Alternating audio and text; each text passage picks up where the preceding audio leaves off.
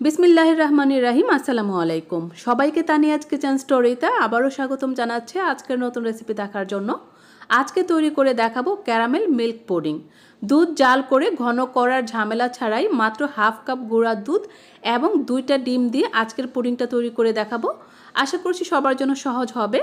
যদি রেসিপি ভালো লেগে থাকে তাহলে কিন্তু অবশ্যই চ্যানেল সাবস্ক্রাইব করে দেবেন, সেই সাথে পাশে থাকা বেল বাটনটি অন করে রাখবেন যাতে করে নতুন সব ভিডিওর নোটিফিকেশন সবার আগে আপনাদের কাছে চলে যায়। প্রথমেই ক্যারামেল তৈরি করার জন্য চুলায় একটা প্যান বসিয়ে এর মধ্যে দিয়েছি 1/3 কাপ পরিমাণ চিনি। চিনিটা এভাবে ছড়িয়ে দিয়েছি আর চুলার আঁচটাকে মিডিয়াম লোতে রেখে আস্তে আস্তে জাল করতে থাকলে দেখা যাবে যে চিনিটা গলতে শুরু করেছে আর একটা সময় এরকম ক্যারামেল হয়ে যাবে। তারপর চারদিক থেকে ঘুরিয়ে ভালো করে মিশিয়ে নিয়ে এটাকে একটা মোল্ডে দিয়ে দিয়েছি আর সাথে সাথে এটাকে ছড়িয়ে দিতে হবে, কারণ ঠান্ডা হতে হতে এটা কিন্তু শক্ত হয়ে যাবে।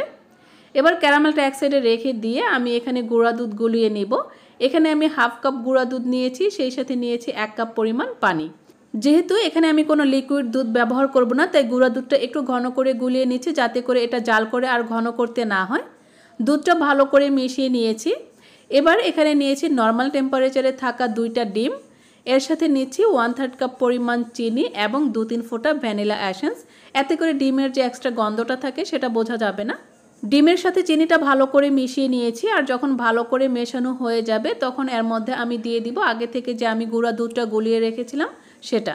যেহেতু এই দুধটা আর আলাদা করে জাল করা হবে না, তাই গুঁড়া দুধটা কিন্তু অবশ্যই বিশুদ্ধ খাবার পানি দিয়ে মেশাতে হবে বা গোলাতে হবে। এবারে ডিমের মিশ্রণের সাথে দুধটা আমি খুব ভালো করে মিশিয়ে নিয়েছি। এবার এই দুধ এবং ডিমের মিশ্রণটা আমি মোল্ডে দিয়ে দিব যেটাতে আমি ক্যারামেল সেট করে রেখেছিলাম।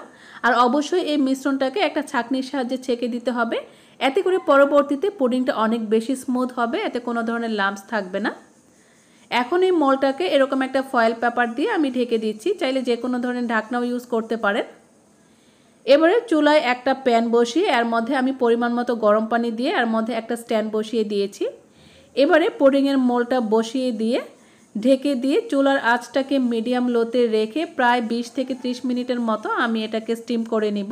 যেহেতু পুডিংটা ছোট তাই 20 থেকে 25 মিনিটের মধ্যেই কিন্তু পুডিংটা পারফেক্টলি স্টিম হয়ে যাবে। পুডিংটা পারফেক্টলি কুক হয়েছে কিনা আমি একটা শাসলিকের কাঠির সাহায্যে চেক করে নিচ্ছি আর দেখতেই পাচ্ছেন কাঠিটা কিন্তু একদম ক্লিন এসেছে, তার মানে এটা পারফেক্টলি কুক হয়ে গেছে।